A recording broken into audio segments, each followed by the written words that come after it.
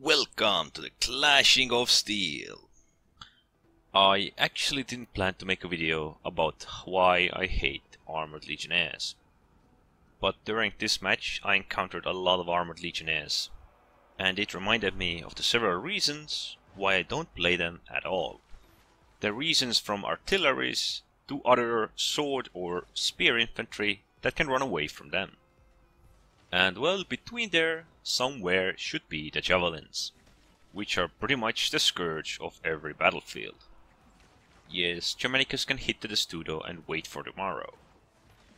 But then again, it is not hard to break their Testudo. You just need to go close, break it, and disengage.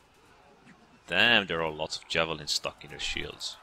And they're actually killing somebody, nice. But this is how I'm gonna break their Testudo. And I didn't expect that. I thought they might hit me quite fast next, so I pretty much instantly popped the phalanx. Instead, they're moving backwards. And well, this is also one way you can help your friendly javelins annihilate your opposing armored legionnaires. Although I would have actually loved to engage them, force them out of the Testudo, and then slightly move backwards. And that is what I actually hate the most. You are so slow that even Phalanx has great chances of moving backwards and escaping from you. Unlike many other units who would disengage with their back turned towards you, the Phalanx will most likely disengage, moving backwards and still forcing you to fight them from the front. As tanky as the Legionnaires are, or the Armored Legionnaires, they do not pay off considering they are slow as rocks. All types of ranged units will have fun with them, especially if you can create this lovely situation, as I have done here. They're trying to fight me, I'm moving away backwards, and pretty much all the javelins that are thrown at them fly at them. I do take few in the back, but, well, considering that I'm fighting 1 versus 3, it's a worthy payoff. If you want to dominate in this game and you want to play with your friend, this is probably the combo you want to go for. All other melee units are pretty much destroyed by javelins, and spears will take a little damage in the trade-off. Perhaps the problem here isn't directly in Armored Legionnaires that they are suffering so heavily. It's in the mind of the players, who think that offense is the only solution.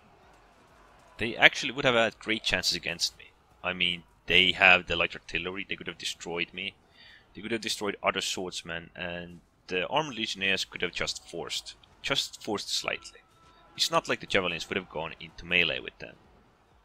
While javelins are the fastest or the deadliest counter for the Armored Legionnaires, they still have several downsides themselves.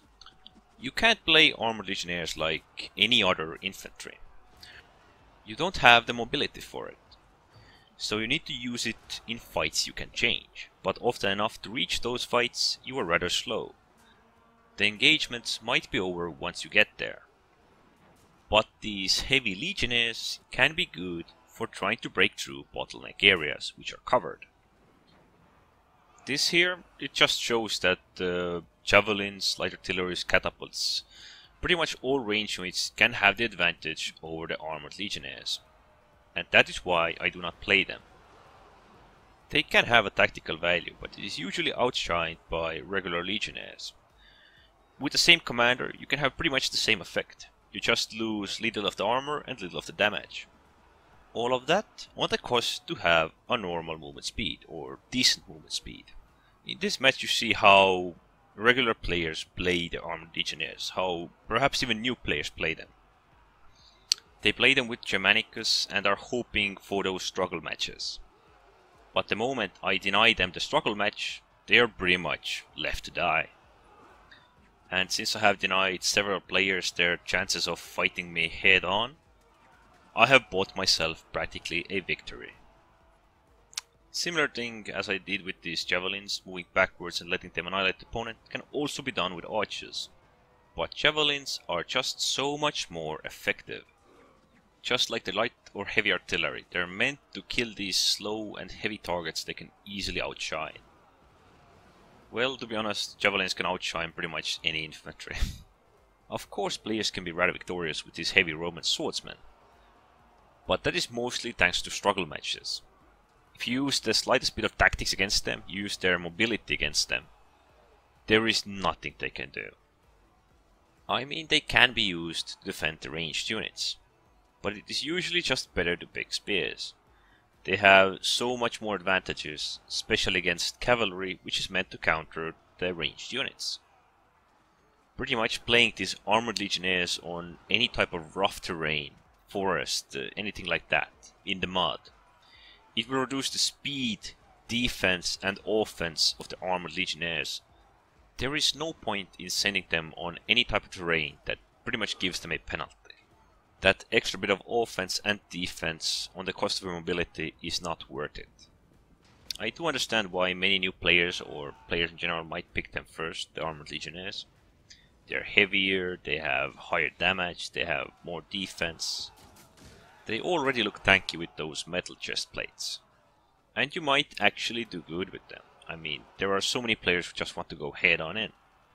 But the moment you meet someone who knows what your weakness is, and believe me, that is hell of a big of a weakness when you move like a rock, you will be easily outmatched and outplayed.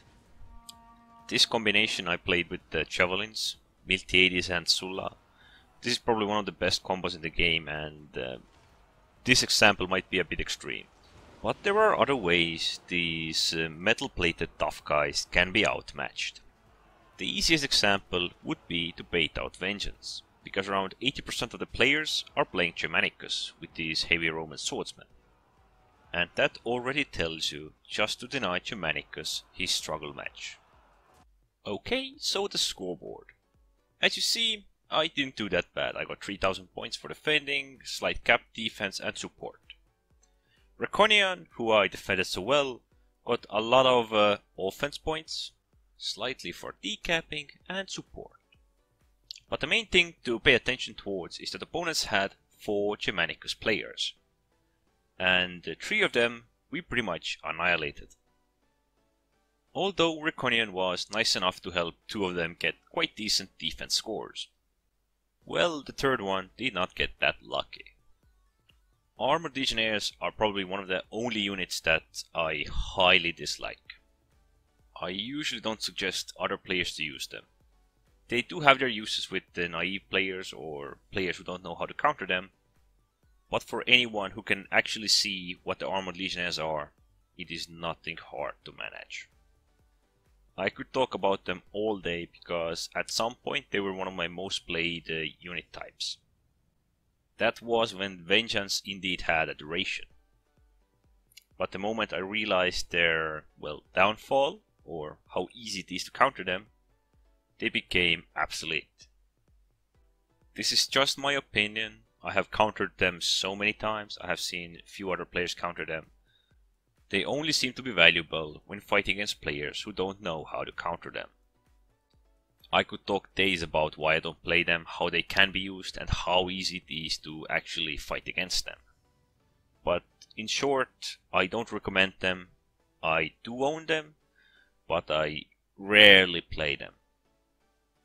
If anyone should ever have a question between picking Armored Legionnaires or the regular ones, I would definitely recommend the regular Legionnaires.